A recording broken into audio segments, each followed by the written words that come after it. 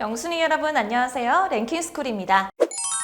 최근 도쿄올림픽에서 치러진 여자 배구 한일전 팽팽한 대결의 끝에서 거머쥔 승리는 전 국민을 열광케 했죠. 5세트까지 이어지는 접전 끝에 단순히 승리했기 때문만이 아니라 우리나라의 평생의 숙적인 일본과의 맞대결에서 승리한 것이었기에 그 결과가 더욱 짜릿했던 것이죠. 이처럼 라이벌끼리의 대결은 보는 사람들을 더욱 흥미롭게 만들어주는 요소 중 하나지만 일본에서 우리나라의 레전드 선수들을 상대로 라이벌을 억지로 만들어 국민들을 분노케 한 적이 있다고 합니다. 오늘은 괜히 한국 레전드 선수들과 비교당해서 욕만 먹은 일본의 억지 라이벌 탑3에 대해 알아볼게요.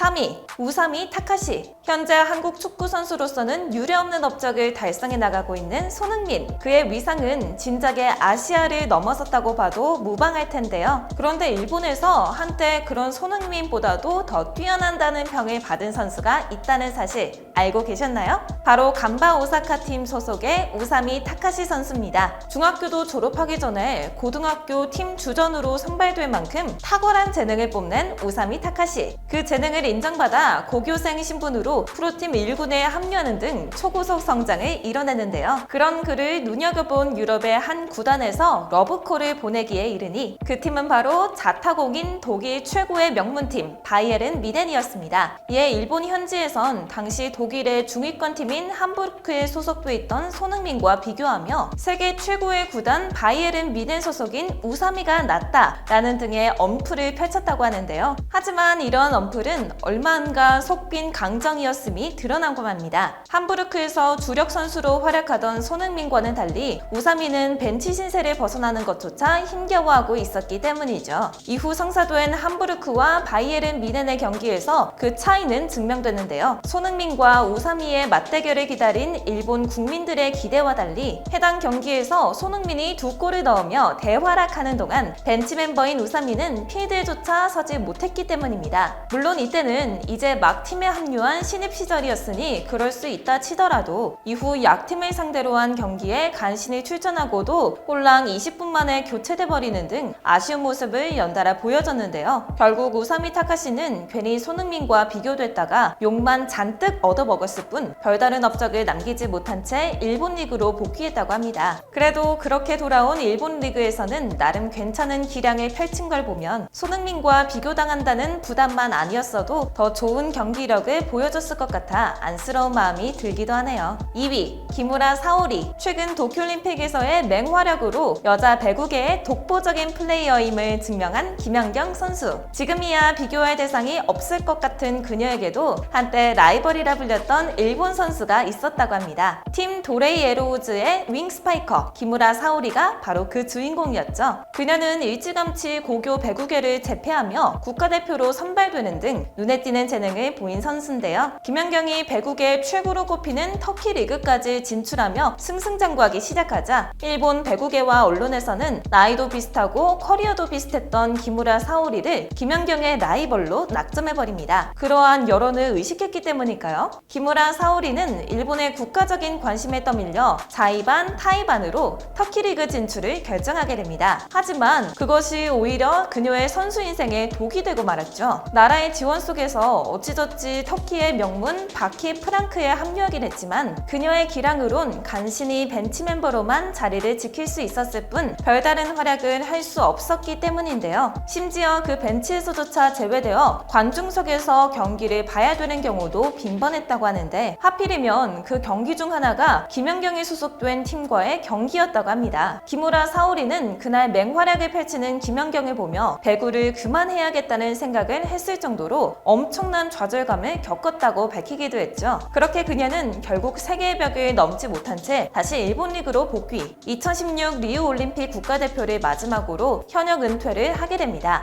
그리고 훗날 한 인터뷰에서 지나친 부담감이 은퇴의 가장 큰 이유였노라고 밝혔다고 하는데요. 김연경을 의식한 터키 리그 진출만 아니었어도 충분히 맹활약할 수 있는 선수였다는 점과 정작 김연경과는 서로 편지를 주고받을 정도로 절친한 사이였다는 걸 알고 보면 그녀야말로 일본의 억지 라이벌 구도가 낳은 애꿎은 피해자가 아닌가 싶어 안타까운 마음이 듭니다. 1위, 아사다마오. 현재까지도 피겨스케이팅 하면 가장 먼저 떠오르는 빙상의 여왕 김연아. 그리고 그런 그녀의 라이벌로 가장 먼저 떠올리게 되는 선수도 있죠. 바로 일본의 아사다마오 선수입니다. 우리나라에서도 이 둘을 숙명의 라이벌로 기억하는 분들이 많을 텐데요. 그러나 이들 역시 억지로 밀어붙인 라이벌이었다는 사실 알고 계셨나요? 비슷한 체형에 갖춘 또래의 한일 선수이자 대조적인 스타일로 주니어 시절부터 일본 언론에게 미라클마오의 라이벌 김연아라는 타이틀로 엮여야 했던 두 사람. 하지만 그때만 해도 그들은 동등한 실력의 경쟁자로서 좋은 관계를 유지했다고 합니다. 그러나 그들이 시니어 선수가 되면서부터 사정은 달라지기 시작했죠. 김연아가 열악한 환경 속에서도 점차 완성되는 모습을 보여준 반면 차양 변화에 적응하지 못한 아사다마오는 전폭적인 지원 속에서도 부진한 모습을 보이며 점점 실력 차이가 났기 때문인데요. 사실 두 사람은 이때부터 일본이 라이벌이라고 설레발친 것에 비해선 명승부를 펼친 적은 많지 않다고 하죠. 그럼에도 두 사람의 라이벌 구도를 포기할 수도 일본 선수가 한국 선수에게 밀린다는 사실을 참을 수도 없었던 일본 언론은 경기를 앞둔 김연아의 멘탈을 흔들기 위한 왜곡 보도를 일삼기 시작합니다. 여기에 2008년 세계선수권 대회에서의 편파 판정 논란까지 더해지자 한국에서도 아사다마오에 대한 반감이 거세졌고 두 사람 또한 자연히 멀어질 수밖에 없었다고 하는데요. 하지만 일본 언론의 노골적인 밀어주기에도 불구하고 아사다마오는 이후 참가한 9개의 대회에서 딱 2번을 빼곤 김연아에게 모두 패배하면서 끝내 그 잔혹한 라이벌 구도의 패자로 남고 말았죠. 이후 마지막이었던 평창올림픽 출전마저 무산된 그녀는 지난 2017년 다소 초라한 은퇴를 선언하게 됩니다. 그러고 나서야 김연아를 이기는 게 평생의 목표였다는 복잡한 심경과 함께 그녀와 친구가 되고 싶다고 밝힌 아사다마오. 어린 두 사람을 굳이 라이벌로 엮었던 언론들만 아니었어도 그녀가 김연아의 선의의 경쟁자로서 더 멋진 모습을 보여줬을 거라고 생각하니 그 한마디가 더욱 씁쓸하게 다가오는 듯 하네요.